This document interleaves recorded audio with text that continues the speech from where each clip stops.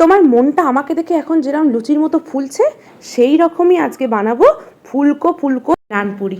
তুমি অন্তত ভিডিওটা স্কিপ না করে অবশ্যই পুরো ভিডিওটা দেখো, সাথে তোমরাও দেখো কিভাবে বাড়িতে খুব অনায়াসে খুব সহজে এত সুন্দর নরম তুলতুলে অনুষ্ঠান বাড়ির মতো নানপুরি বানিয়ে ফেলবে। তাতে এতটা সুন্দর লেয়ার পড়বে, এতটাই নরম হবে, কোনো একদিন তো ডিনারে বানানোই যায়। তো নমস্কার বন্ধুরা, আমার খিচুড়ি চ্যানেলের আরও একটি নতুন ভিডিওতে তোমাদের সবাইকে জানাই স্বাগত। আমি ফার্স্টে 2 কাপ ময়দা নিয়ে নিয়েছি। যে যেরকম পরিমাণ বলে দেবো সেই রকম পরিমাণে করবে, একদম পারফেক্ট একদম লেয়ারযুক্ত তোমরা নানপুরি বাড়িতেই খুব অনায়াসে একদম বিয়েবাড়ির সাথে বানিয়ে ফেলতে পারবে। হ্যাঁ, তবে কিন্তু প্রথমেই বলে রাখি এটা কিন্তু আমিষ, তো নিরামিষও একদিন তোমাদের সামনে খুব শীঘ্রই নিয়ে চলে আসবো ভিডিওতে।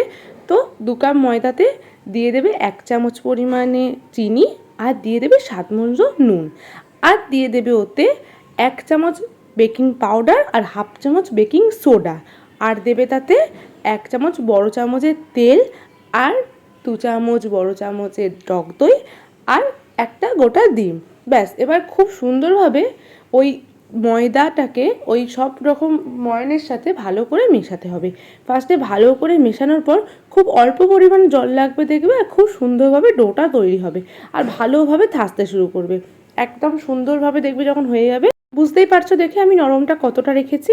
তো একদম ওইভাবেই মাখিয়ে ওই বাটিটাতে ভালো করে তেলটা ব্রাশ করে ওই ময়দার ডোটাকে উল্টে পাল্টে দেবে, আর ভালো করে তেল ব্রাশ করে দেবে ময়দার ওপরে নিচে, যাতে খুব সুন্দরভাবে তেলটার মধ্যেই যেন ময়দার ডোটা থাকে। ব্যাস, এরমভাবে একদমই চেপে চেপে ঠেসে দেবে, যাতে খুব সুন্দরভাবে যখন বুঝতেই পারবে ময়দাটা আরও কত ফ্লাফি হয়ে যাবে আর কতটা সুন্দর হয়ে যাবে।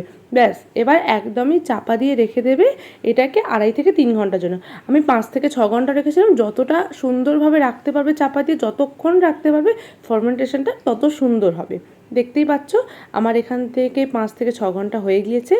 আমি একদমই বিকেলে মেখেছিলাম, একদম রাত্রেবেলা নানপুরি করেছিলাম একদম গরম গরম খাবো বলে। তো একদম কতটা সুন্দর নরম তুলতুলে হয়ে গেছে দেখতেই পাচ্ছ। এবার আমি ভালো করে আবারও ঠেসে নেব।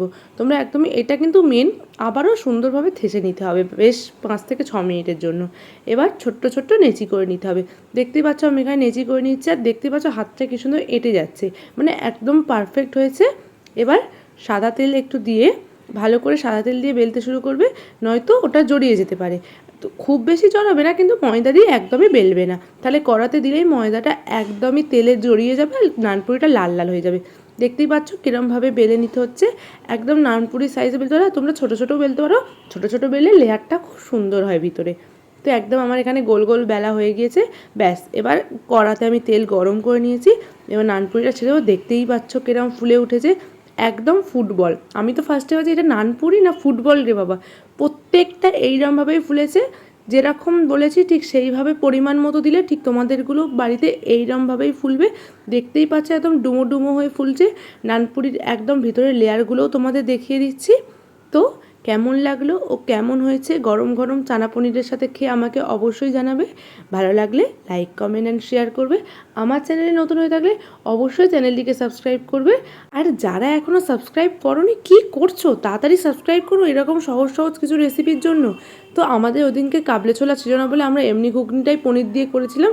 তো দেখলেই বুঝতে পারছো তো কত সহজভাবে বাড়িতে খুব তাড়াতাড়ি এরকম বিয়েবাড়ির মতো বা অনুষ্ঠান বাড়ির মতো নানপুরি তোমরা বাড়িতেই বানিয়ে ফেলবে। তো দেখতেই পাচ্ছ আমি কেটে দেখিয়ে দিচ্ছি কত সুন্দর লেয়ার পড়েছে।